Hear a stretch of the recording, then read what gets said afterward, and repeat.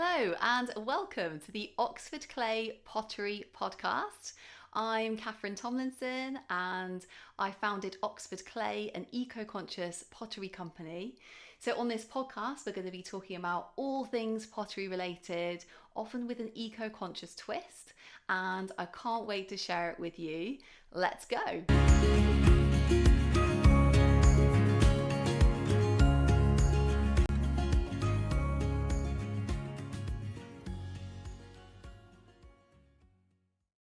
Hello, welcome back to the Oxford Clay Pottery podcast. Today I wanted to talk to you about what is eco-conscious pottery because it's like a very broad term, and I just think it'd be probably quite good just to kind of talk about the different ways, the different aspects and different kind of areas that pottery can be eco-conscious potentially. Okay, so this is probably just going to raise like loads of questions rather than like giving any answers, but I'm just going to kind of go through all the different parts of pottery that can be potentially kind of transformed, into like a more kind of eco-conscious practice, basically. Okay, so the first thing that we'll look at is materials. That's the most kind of obvious thing, is like pottery materials. So an eco-conscious pottery practice will be thinking about, what are the materials that are being used? Where do they come from? How far away do they come from? How much, carbon emissions are used from extracting them from the earth? How much is used in processing them and haulage, getting them to me? So, it could be things like, if you're thinking about, an eco-conscious part of that could be like maybe choosing materials that are like closest to you or that are mined in, it could be like countries where like the energy mix of the country is, from renewable sources rather than fossil fuels. It could be thinking about like who is mining your products, your kind of raw materials. So it could be, are artisanal miners mining some of your pottery materials, and that's people who are mining, self-employed miners, in the informal mining sector. So they're working in kind of like dangerous, hazardous conditions, or are like commercial companies mining your raw materials, and what kinds of environmental degradation has happened in terms of like those materials being mined. So it could be looking at like the kind of regulation of an area, like how is the environment, how are people protected in that region, and what are the civic structures in place to kind of like protect and hold people to hold companies, hold people damaging the environment, to account. So in terms of materials, those are the kind of main areas to cover. And then there's another part which is like tools. So like pottery tools are like essential to like our work, our practice, and but it's quite easy just to kind of forget about the fact that like tools are like manufactured. What are they being manufactured from? Where are they being manufactured? So if you take, for example, really standard pottery tools such as like paintbrushes, you can look at things like, could you use synthetic paintbrushes rather than ones made with animal hair? So quite a lot of paintbrushes are made with animals in the fur industry. So it's kind of just looking at like are there alternatives available to the kind of maybe art brushes that you are potentially using that are made with animal hairs. It could be things like thinking about the type of sponge that you use. This might seem like really like quite random, but a sponge is probably, I would say, a potter's almost like most important tool. I was thinking of doing a whole episode of sponges, and I decided against it. Oh no, too much talking about sponges. Probably can't talk about sponges for a whole episode, but just to mention the sponges, there are kind of three main types of sponge. There's a kind of, there's ones made of plastic, then there's ones made of cellulose fibre, and then there's ones made of, marine sponge is like it's like an animal. So, and it's the skeleton of the animal. So, they're basically taken from the sea, and then the animal dies, and then that's the skeleton of the animal. That's the natural marine sponge. And lots of potters use marine sponge because it's very soft, but cellulose sponges, which are made from plants, they biodegrade, they're very easily available, they're very cheap. You can get them in like the supermarket, hardware shop.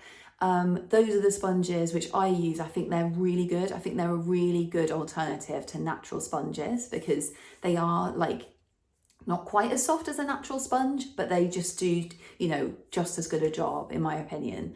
So there's lots of things around tools. You can sort of have a think about like, where are my tools coming from? Who's made them? Where are they derived from, basically.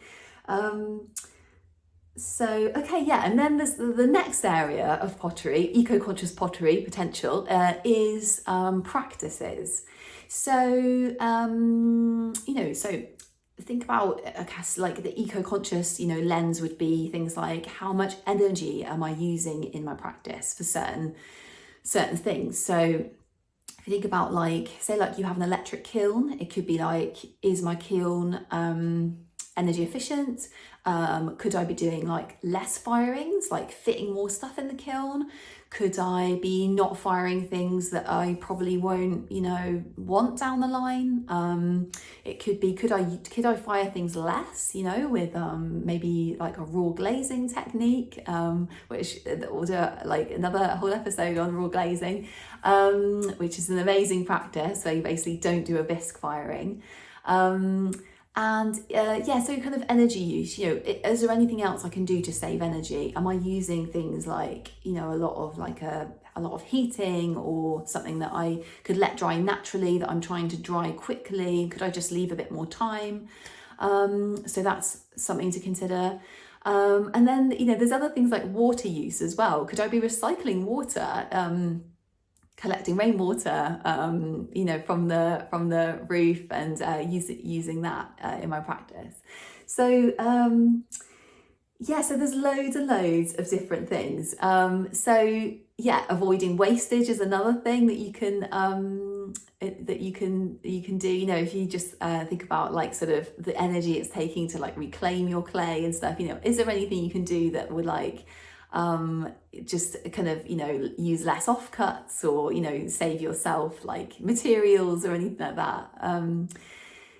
So I hope you've enjoyed this episode on eco-conscious pottery. So you can see with eco-conscious pottery, it's like there are so many things that we can apply to pottery, and you can do like one thing, or like one tiny thing, or just try and basically apply a kind of eco-conscious approach to like all of our stuff, or not. It's like I think sometimes it's just like kind of like knowing, how to make a change is like really fantastic. Then you can kind of like decide whether or not to like input any changes if you want to or not. And sometimes I do think, not knowing information, I definitely found that was a barrier when I first started practicing pottery. I just didn't really even know where the materials came from.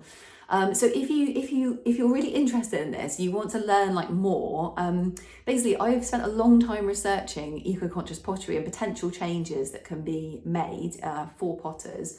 So I've made two ebooks really on this topic, and one is eco-friendly pottery, sort of 30 simple ways to make your pottery practice more ethical and sustainable, and that just goes through the kind of main 30 ways I found that can be really effective and really easy to implement as a potter, in terms of like making your pottery more eco-conscious.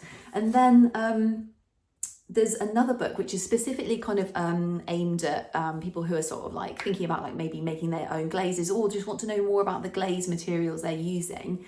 And so it goes through every like glazing material that you basically would put in a glaze, and talks about like good ones to use and maybe less good ones to use in terms of like socially, environmentally. And that book is called Eco-Conscious Pottery Glazing. Make your own pottery glazes with minimal harm to humans, animals and the environment. So both of those books are available on the Oxford Clay website, and also Amazon if you want like a paper copy as well, and the links are in the show notes. Yeah, so like there's loads of ways, you know, there's loads of information out there. It's just, it can be kind of like a bit confusing, like try and, you know, like find the information. But yeah, I've collected it all in those books. And yeah, like thank you so much for joining me for this episode. And I'm really looking forward to seeing you on the next episode. And have a great week and happy potting.